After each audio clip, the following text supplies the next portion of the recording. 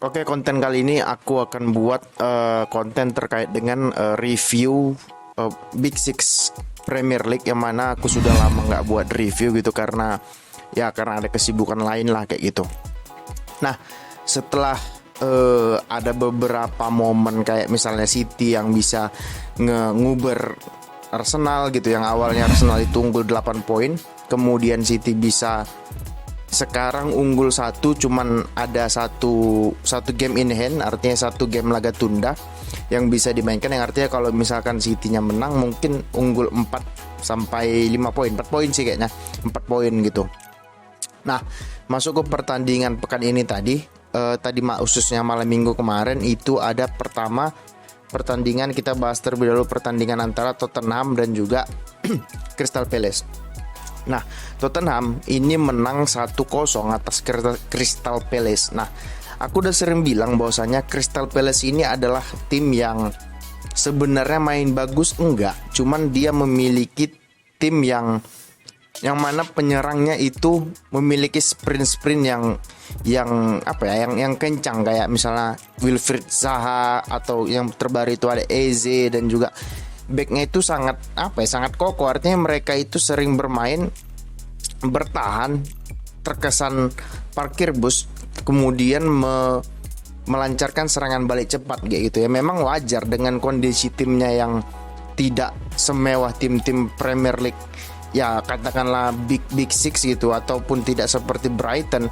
Ya wajar aja mereka bermain dengan parkir bus yang kemudian mengandalkan counter attack gitu. Yang salah adalah kalau misalnya timnya kayak Chelsea, kayak Big Six lah, kemudian mengandalkan counter attack, itu yang salah gitu loh. Karena mereka mempunyai skuad yang bagus untuk menguasai bola dan memenangkan pertandingan gitu loh.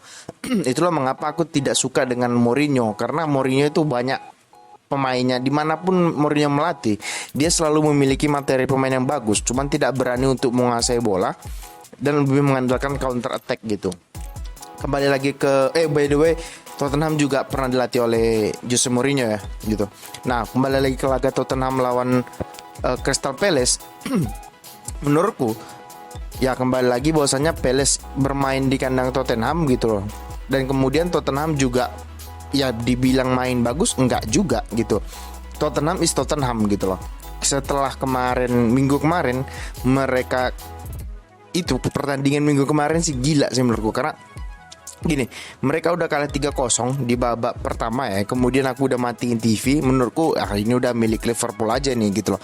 Ternyata setelah 90 menit mereka berhasil mendapatkan gol ketiga, artinya 3-3, dan kemudian Jota ngegolin dan jadi 4-3 gitu loh. Dan artinya ada momen di mana Spurs ini lagi suwe, terutama si Son itu lagi suwe gitu, lagi nggak beruntung gitu lah.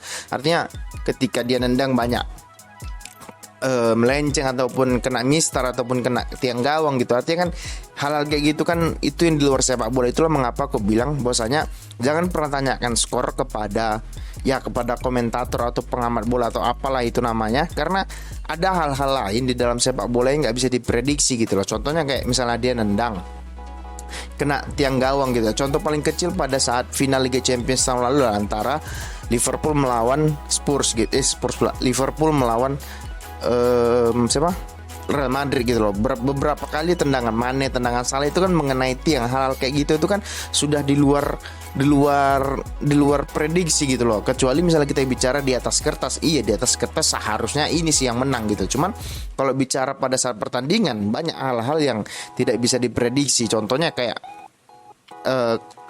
dapat kartu merah 2, atau dapat penalti 2 sampai 3 kali, blunder, apalagi nendang kena tiang. Hal kayak gitu kan nggak bisa dipungkiri ada di sepak bola. Itulah indahnya sepak bola kayak gitu. Makanya sepak bola itu sangat menarik untuk disaksikan, bukan hanya terkait dengan skor. Karena kalau mau lihat skor ya nggak usah nonton bola, lihat ini aja, update skor aja kayak gitu. Kita nonton bola kan untuk menghibur, melihat bagaimana proses terjadinya gol, proses terjadinya kasarnya kartu merah dan lain sebagainya begitu.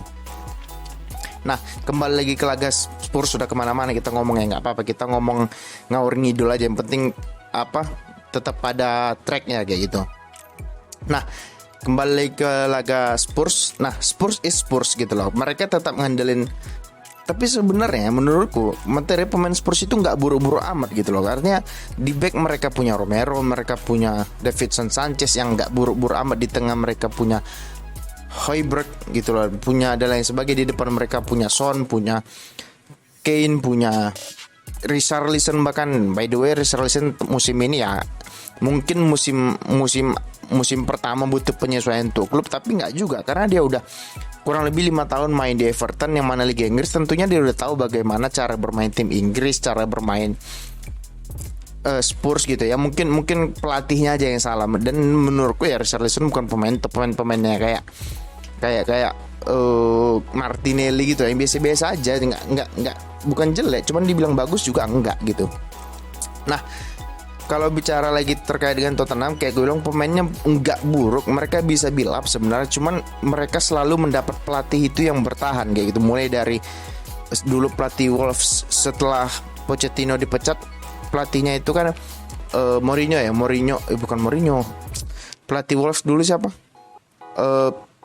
Santo, kemudian digantikan oleh Mourinho, kemudian digantikan oleh Conte, dan sekarang dan lain sebagainya. Nggak tahu nama pelatihnya siapa. Dan kecenderungan mereka kan lebih bertahan pelatih-pelatih yang ditunjuk itu. Nah, menurutku kalau misalnya ingin menunjuk pelatih, ya at least nggak menyerang amat, tapi juga nggak bertahan gitu loh. Kayak Azerbi, pelatih kayak Azerbi kan banyak itu di liga-liga Belanda, liga-liga Jerman, pelatih cerdas itu banyak. Kenapa harus ngambil pelatih Portugal? Karena pelatih Portugal belum ada sih menurutku yang bagus gitu. Mulai dari Mourinho, siapa sih namanya pelatih Wolves dulu? Santo, siapa sih? Lupa sih namanya, Santo, atau dulu ada Villas-Boas pelatih Chelsea, ya flop juga gitu loh. Kenapa harus ambil pelatih Portugal yang menurutku tidak berkompeten untuk bermain indah kayak gitu? Ambil aja pelatih dari Jerman, Spanyol atau Belanda, banyak kok kayak gitu. Ya namanya Spurs gitu loh, tetap ngandelin Kane dan juga Son gitu. Dan kalau kita lihat golnya si Kane gitu, golnya Kane itu kan gol striker modern. Artinya bola dapat ke dia oper ke sayap, dan di sayap itu ada rekannya, dan bang kembali lagi ke dia, bang dan gol kayak gitu. Nah, itu kan gol-gol tipe-tipe striker modern gitu. Artinya yang dia ikut build up, dia ikut buka ruang, dia ikut kasih assist yang kemudian diselesaikan sendiri oleh dia. Kayak Haaland, kayak Osimhen, kayak Kane. Perhatiin deh kalau mereka bertiga bermain, pasti proses gol Kane itu sering dilakukan oleh mereka bertiga ini gitu loh. Karena memang sistem sepak bola sekarang bukan hanya striker itu nunggu di depan, striker yang nunggu di halte bis gitu, bukan tipe-tipe kayak Bambang Pamungkas ya. Kalau di Indonesia tipe kayak Bambang Pamungkas, kalau zaman dulu ada Van Nistelrooy. Sekarang itu sudah mulai bergeser gitu, karena kolektivitas dari tim gitu harus menuntut si strikernya harus terlibat di dalam permainan, bukan hanya untuk mencetak gol, tapi juga tugas utama striker itu kan 3. Yang pertama cetak gol, itu udah pasti. Yang kedua kasih assist, yang ketiga membuka ruang. Nah, kalau striker punya 3 atribut ini, dia akan menjadi striker yang top lah ya, kayak Haaland, Osimhen dan Kane, atau Lewandowski, Benzema sekarang kayak gitu loh. Nah, striker ini kan coba deh perhatikan, sekali lagi aku bilang coba perhatikan mereka berlima tadi yang kusebutkan bermain. Mereka pasti melakukan semua apa yang kusebutkan tadi, mencetak gol, membuka ruang, dan juga mengasih assist. Itulah salah satu indikator bahwa striker itu top kayak gitu. Nah, yang selanjutnya terkait dengan Tottenham, setelah itu ya Son, by the way Son ya, setelah musim lalu dia tampil bagus menurutku secara gol gitu loh, secara gol. Musim ini Son kayak apa ya, nggak lagi anginnya nggak dapat gitu loh, ketika syuting ketepis, ketika syuting kena mistar, kena tiang gawang gitu loh. Kayak laga tadi malam, seharusnya itu kan bola-bola Son itu ada di peluang-peluang terakhir yang dia udah tinggal berhadapan 1-1, dia ingin melewati penjaga gawang, sebenarnya sudah lewat, cuman syutingnya agak ke arah kiper kayak itu. Bukan, seharusnya kalau dia cungkil bola kayak sepertinya sih itu gol, sepertinya begitu. Oke, itu Spurs melawan Crystal Palace. Yang kedua itu ada Newcastle melawan Arsenal. Nah, Arsenal ini kan tim gimana ya, di awal di pertengahan itu aku masih bilang bahwasanya Arsenal yang akan juara karena faktor-faktor juara itu sudah nampak. Kayak misalkan bola gimana pun akan gol, ketinggalan 2-0 masih dapat. Kayak misalnya contohnya Arsenal lawan Bournemouth gitu, mereka sudah ketinggalan 2-0 cuman masih bisa bernapas sampai akhir permainan lewat gol si Harris Nelson gitu kan. Hal-hal kayak gitu kan cuman tim-tim yang bermental bagus yang bisa ngedapetin gitu ya. Cuman di 5 pertandingan terakhir itu dimulai pada saat mereka imbang melawan Liverpool yang mana mereka sudah unggul 2-0 dan mereka lebih memilih bertahan, which is itu menurutku salahnya Arteta. Mereka memilih bertahan dan kemudian Liverpool masukin Firmino, masukin Thiago yang mana menambah intensitas penyerang mereka dan mereka berhasil nyamain kedudukan 2-2 gitu. Yang mana menurutku laga itu seharusnya milik si Arsenal gitu. Nah, kemudian pertandingan berikutnya begitu juga mereka udah unggul 2-0 kemudian dapat dikejar. Nah, di pertandingan berikutnya bahkan mereka hampir kalah gitu loh. Mereka sudah ketinggalan 2-0 dan kemudian bisa dapat 3-3 ya kalau nggak salah, dan lawan City ya itu calculated loss gitu. Tim yang paling sulit dikalahin Arsenal itu ya City kayak gitu, karena aku lupa kapan terakhir Arsenal itu menang lawan City di Premier League. Karena apalagi setelah eranya Arteta, aku nggak ingat, bahkan mungkin nggak pernah Arteta menang melawan Pep di Premier League kayak gitu. Nah, kembali lagi ke laga Newcastle lawan Arsenal gitu. Nah, Newcastle, orang banyak bilang kan Newcastle ini akan masuk Liga Champions.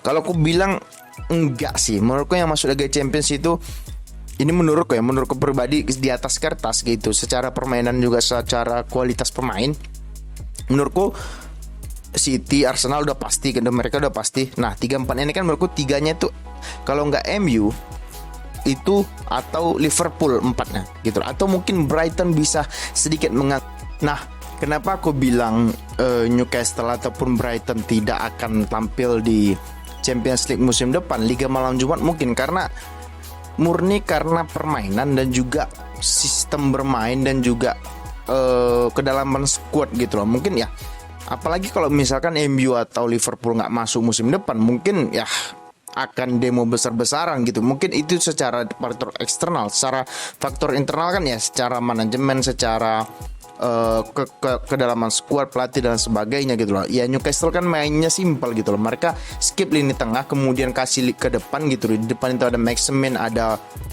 Almiron dulu sekarang dan whatever lah, you name it.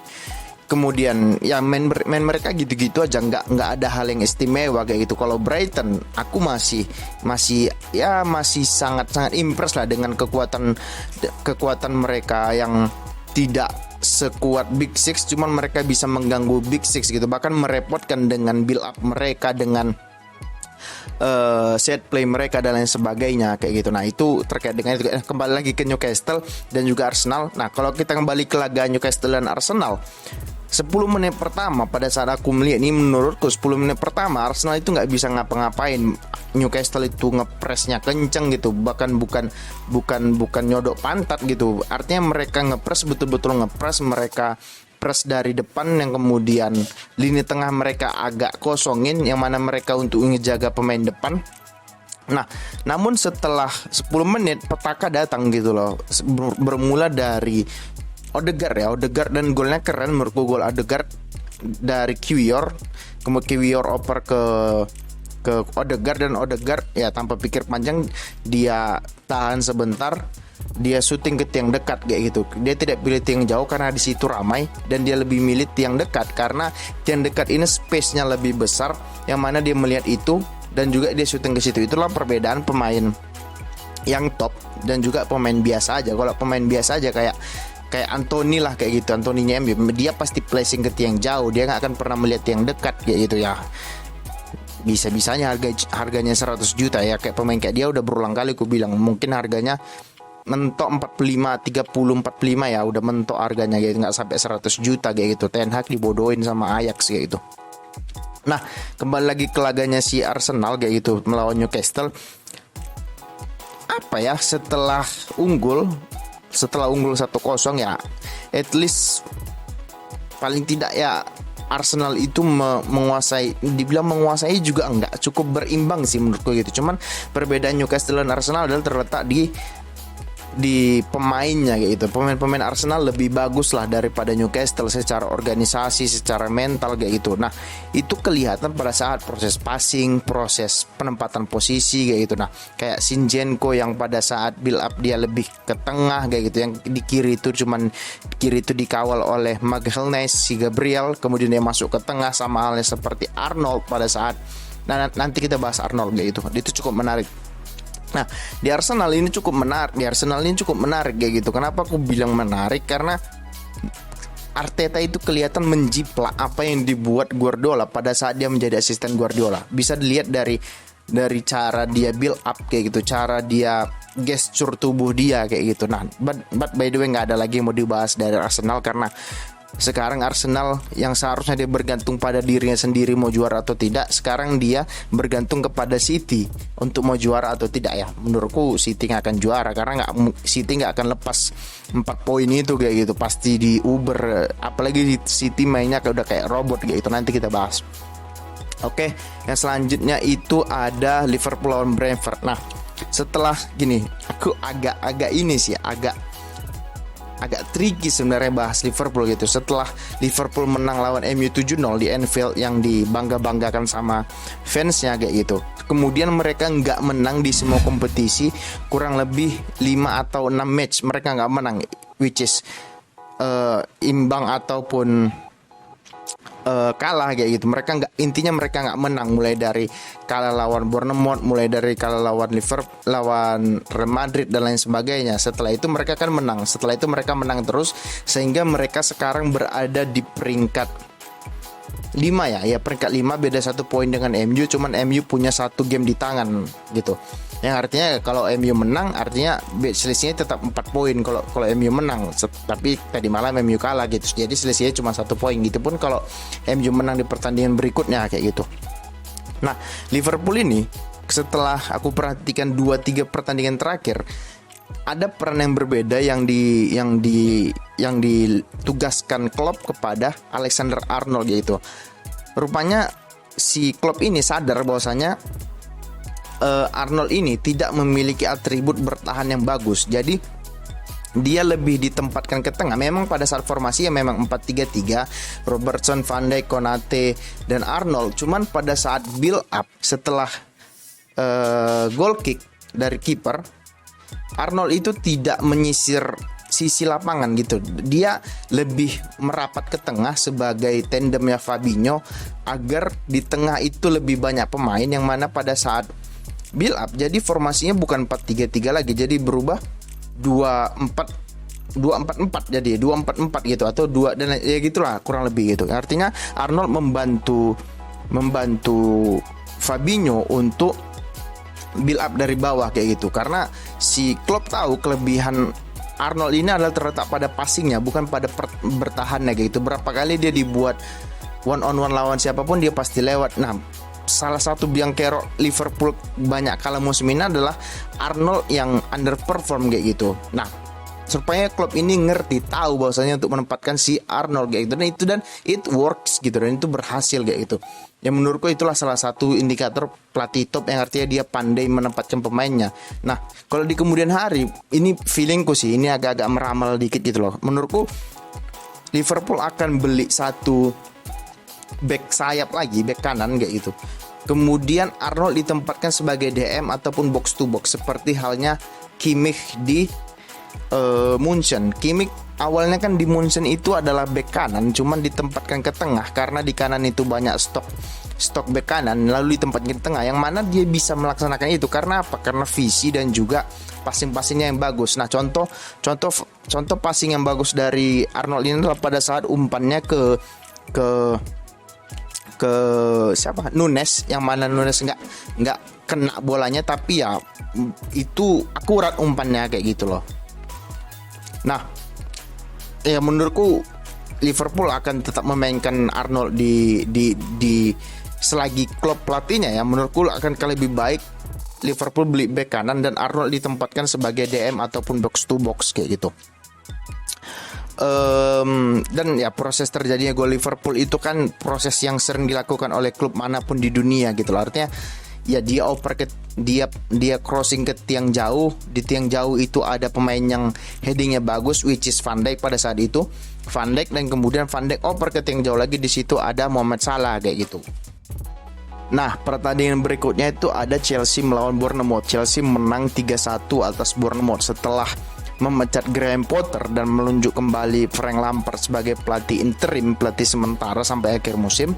Chelsea belum pernah menang di kurang lebih 5 pertandingan terakhir di seluruh kompetisi kayak gitu. Artinya ya kembali lagi yang sering ku bilang, pelatih pemain hebat belum tentu bisa menjadi pelatih hebat karena situasinya tuh berbeda. Di komen-komen TikTok, komen Instagram, komen YouTube kan banyak bilang, udah bang gak usah banyak cerita bang, gak ngerti, gak kompeten. Ya pertanyaanku, yang kompeten siapa menilai pemain gitu loh. Bahkan pemain kayak Lampard, Gerrard, Maradona dipecat di mana-mana gitu. Apakah mereka kompeten? Gak juga. Artinya setiap orang itu punya kelebihannya masing-masing gitu loh. Ada yang bisa ngomentarin tapi gak bisa main, ada yang bisa main tapi nggak bisa ngomentarin, nggak bisa melihat pemain kayak gitu. Nah itu kan bukan suatu patokan bahwasanya dia pemain hebat atau dia pemain bola bisa melihat pemain ini bagus atau tidak. Ya buktinya pelatih-pelatih yang kusebutkan tadi, mereka banyak dipecat di sana sini karena pelatih-pelatih yang hebat itu kayak Pep Guardiola, siapa lagi, Julian Nagelsmann, dan juga Erik ten Hag atau dan lain sebagainya. Mereka kan bukan pemain-pemain yang top gitu loh. Bahkan banyak yang nggak mengenal, siapa yang kenal Klopp, siapa yang kenal Nagelsmann, siapa yang kenal Erik ten Hag pada saat bermain, nggak ada juga gitu. Mereka terkenalnya pada saat berlatih karena situasinya berbeda pada saat jadi pelatih dan juga pada saat jadi pemain, pemain kayak gitu.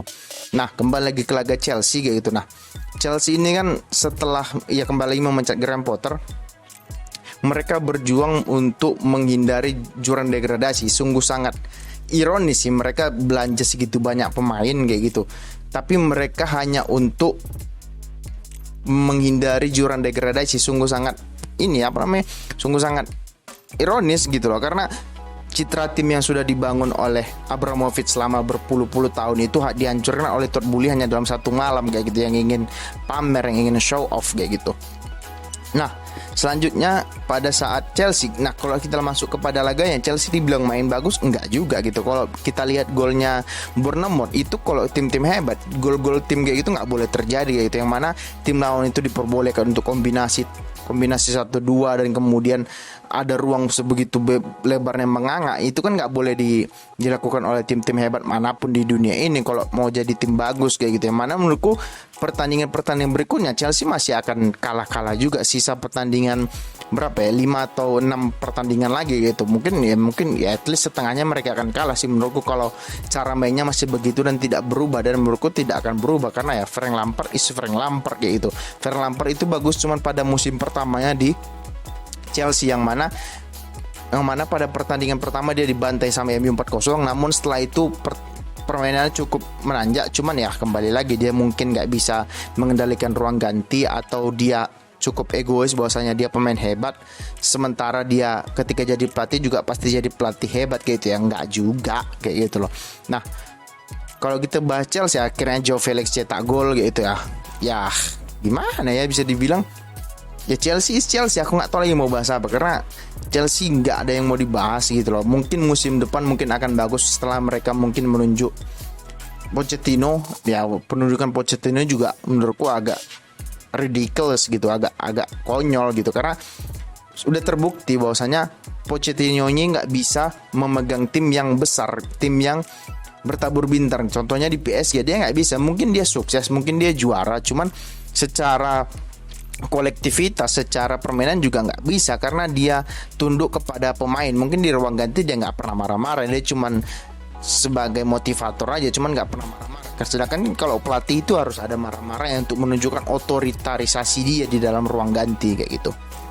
Nah selanjutnya itu ada pertandingan selanjutnya itu ada City melawan Leeds. Nah ini City ini gila, ini serius gila, udah kayak mainnya itu udah kayak robot kayak gitu. Artinya mungkin misalnya Pep Guardiola itu liburan sebulan gitu, mungkin City nggak usah ada pelatih di pinggir lapangan, mungkin mereka akan menang terus, akan juara kayak gitu, karena mainnya itu sudah terprogram gitu, seolah-olah mereka main itu kayak pakai AI gitu, artificial intelligence, udah kayak gitu aja, udah kayak terprogram, udah kayak main PS, kita passingnya semuanya sampai, pemosisiannya bagus, finishingnya bagus gitu. Cuman ya pada laga tadi malam ya Haaland agak suwe dikit gitu loh, banyak tendangannya yang ke tepis kiper, banyak tendangannya yang kena mister gawang, yang kena gawang, kena tiang gawang kayak gitu ya. Dan penaltinya dikasih sama Gundogan, yang berharap Gundogan bisa hat-trick, ternyata tendangannya nggak masuk gitu ya. Cuman ya dia udah cetak 30 gol lebih di Premier League ya, untuk apa lagi, sementara dia masih muda.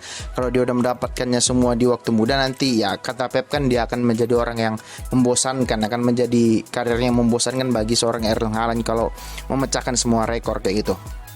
Nah, kembali ke City, kayaknya seperti aku bilang, City setelah perbedaan City pada saat melawan Arsenal dan tidak. Pada saat melawan Arsenal, City yang awalnya itu sebelum lawan Arsenal itu masang 3-2-4-1. Pada saat lawan Arsenal, dia pakai 4-3-3. Karena apa? Dia tahu Arsenal tidak akan merubah gaya bermainnya, yang mana gaya bermain Arsenal itu adalah duplikasi dari cara bermain City pada saat pada saat Arteta masih di City gitu. Kalau kalian perhatiin pas persis, cuman beda eksekusinya aja, karena ya pemain Arsenal sama pemain City ya beda 2 level kalau aku bilang kayak gitu loh.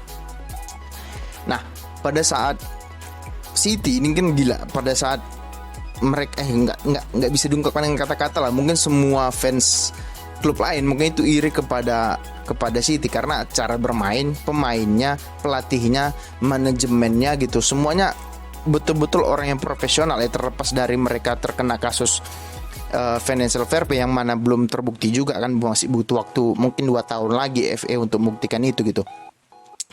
Tapi secara permainan ini gila, udah pakai AI mungkin ini di kepala orang itu udah terprogram kayak gitu. Nah, selanjutnya kalau kita bicara terkait dengan si Leeds, ya Leeds gitu loh, pelatihnya itu si Shane Dyche ya, bapak-bapak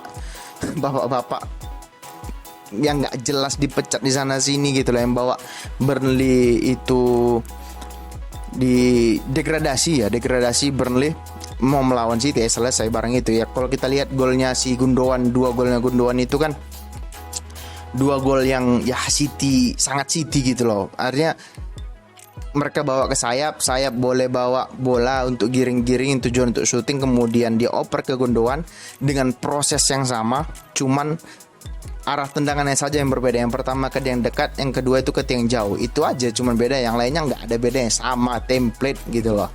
Nah, selanjutnya pertandingan yang sangat membosankan menurutku adalah pertandingan MU melawan West Ham, yang MU kalah 1-0 kayak gitu. Oke, gini, orang banyak bilang kekalahan MU itu disebabkan oleh De Gea. Aku nggak sepakat. Mungkin kesalahannya De Gea itu mungkin ya 30%. Salah lainnya itu ada di mana? Ada di Lindelof dan juga ada di Shaw yang salah passing kayak gitu loh. Oke, sebelum masuk ke situ kita bahas pertandingan dulu. Aku sebagai fans MU lupa kapan terakhir kali aku nonton MU itu 90 menit full, karena menurutku pertandingannya itu membosankan, sangat boring, yang mana aku tidak terhibur ya. Kalau menurut babak pertama sudah nggak terhibur, babak kedua nggak akan jauh beda, makanya aku matikan. Sama seperti laga tadi malam, aku cuma nonton setengah babak, ya udah aku selesai ya tidur gitu, karena buat apa aku begadang untuk nonton laga yang membosankan kayak gitu. Nah, terkait dengan laga tadi malam kayak itu, ya sebenarnya apakah salah Ten Hag juga? Bisa dibilang salah Ten Hag gitu, karena gini deh, dia beli Anthony 100 juta. Oke, di awal sebelum dia menyepakati menandatangani kontrak dengan MU, kan dibilang bahwasanya dia ingin kuasa penuh terhadap pembelian pemain. Sedangkan pembelian pemain salah satunya pembelian Anthony. Mengapa dia approve membeli Anthony dengan 100 juta yang mana harganya cuma 40 sampai 50 juta kemarin? Masih worth it menurutku, 40 sampai 50 juta. Masih worth it lah. Sementara 50 juta lagi dia bisa beli satu pemain lagi yang bagus gitu loh. Sementara dia cuma beli satu pemain, nah harganya 100 juta. Itu kan kesalahan dia juga. Kenapa harus ngejar Anthony ya? Mungkin Anthony ini bagus, cuman mungkin adaptasinya mungkin yang lama, ataupun mungkin dia tidak punya rekan back sayap yang bisa diajak kombinasi. Yang bisa diajak kombinasi siapa di situ? Cuma Wan-Bissaka dan Dalot. Come on, it's a big joke gitu loh. Maka dari itu kalau aku bilang salahnya Ten Hag MU musim ini, ada andil salahnya Ten Hag kayak ya 50-50 lah kayak gitu, salah Ten Hag dan juga pemain gitu. Nah, masuk kepada banyak hal-hal yang menurutku dari MU itu yang apa ya, kurang beruntung gitu. Misalkan yang mereka seharusnya dapat penalti nggak penalti musim ini ya, yang seharusnya nggak kartu merah. Casemiro berapa kali seharusnya tidak merah dapat kartu merah gitu. Kayak telaga tadi malam banyak tendangan yang melenceng lah, yang kena tiang lah, yang mana musim-musim sebelumnya itu mereka dapat. Hal yang kayak gitu kan kembali lagi gue bilang nggak bisa kita prediksi gitu kan, karena hal itu sudah berada di luar kuasa pemain kayak gitu. Artinya ya banyak faktor yang mempengaruhi kayak gitu. Nah, terkait dengan golnya itu, apakah itu salahnya De Gea? Mungkin salah De Gea di situ cuma 40% kalau menurutku. Yang salah di situ apa? Yang pertama Shaw dan juga Lindelof gitu.